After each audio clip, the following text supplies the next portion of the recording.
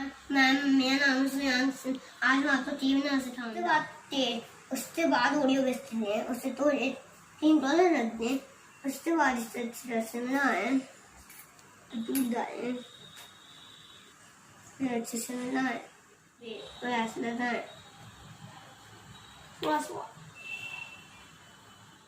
रखें। उसके बाद इसे सजाएं। सबसे पहले व्हाइट वाला लें, उसको फिर से लगाएं अच्छे से।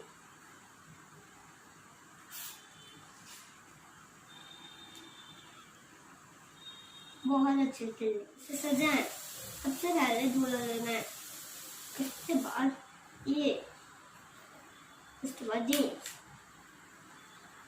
उसके बाद ये तो ऐसे लगाएं।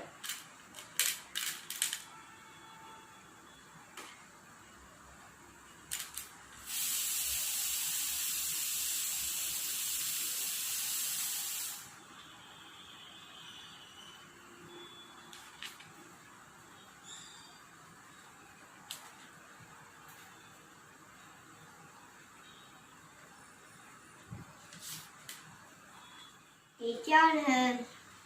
खाता बताइए कैसे बना है।